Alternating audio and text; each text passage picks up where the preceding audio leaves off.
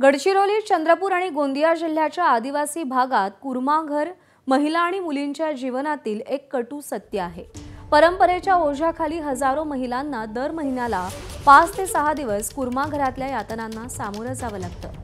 मासिक पाळीच्या वेळेत प्रत्येक महिला, तरुणी आणि किशोरवयीन मुलीला घरापासून वेगळं या कुर्माघरात ठेवण्याची परंपरा आहे। साधं अंथरुणही नसलेल्या, साप, विंचू, विषारी किड्यांचा धोका असलेल्या या असुरक्षित झोपडीमध्ये 5 ते 6 दिवस राहणं अत्यंत त्रासदायक ठरतं। पावसाळ्यात आणि हिवाळ्यात तर कुर्माघरात काढावी लागणारी मासिक पाळी महिलांसाठी नरक यातनेपेक्षाही कमी नसते।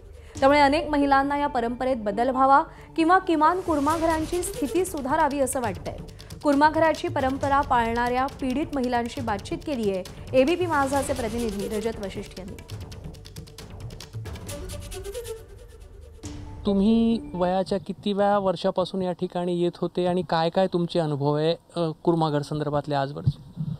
साहेब, आम्हाला बहुत अडचण होत होता, कारण आम्ही काही कोपडीमध्ये शिरत नाही होतो, आम्हाला जमत नाही हात लावाले रातच्या टायमावर तरी पण नाही केमसीले बसल्यावर ते बाई कोटं साप म्हणा, विंचू म्हणा, कोठूनही जात होती, किती लांब असू दे कोपडी तिथं जाऊन शिरा लागत होता। तरी आम्ही घरचे लोक राहणारे, घरी राहणारे, आम्हाला पण दगदगी, एक तर जाऊ नाही शिरू नाही शकून कोपडीमध्ये आणि हात लावू शकून नाही। कोणती बिमार फामार एखादा वेळे झाली ती बाई घरची एमसीले बसलेली तरी पण आम्ही हात लावू शकून नाही। म्हणजे इथे जर कोणी महिला या ठिकाणी आहे, तुमच्याच घरची, तुमची सून किंवा तुमची मुलगी या ठिकाणी आहे आणि ती आजारी पडली तरी तुम्ही तिला नाही हात लावू शकूनच नाही, ते मरूनही जाईल तरी पण आता जाऊ शकून नाही आम्ही। या गावामध्ये तर तुमच्या गावामध्ये हे कुर्माघर जो आहे तो वस्तीच्या मध्ये आहे, काही ठिकाणी लांबही असतो का वस्तीपासून? हो।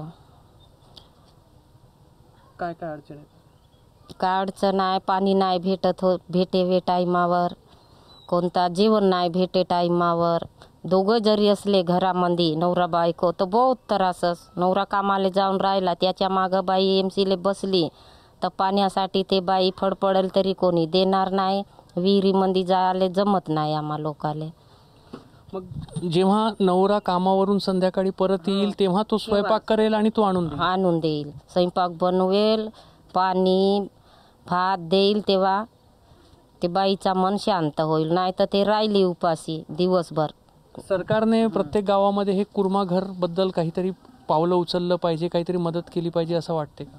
हो, आम्हाला असं वाटत आहे सरकारनं काहीतरी आमच्या आता समोर नाही का, अजून आम्हाला पुन्हा पाण्याची व्यवस्था अजून व्हायचीच आहे। आम्हाला पूर्ण माडे साहून येतं, तर विहिरीला आम्हाला आबडता नाही आहे, कारण मोटर राहते पण नाही का आम्ही मोटर लावू शकत नाही, आम्हाला बोरिंग वगैरे पाहिजे। शिकलेल्या तरुणी अशा स्थितीमध्ये राहतील? शिकलेले असूनही अशीच परिस्थिती राहतील तर कसा होईल, आता तरी सुधरून जातील समोर।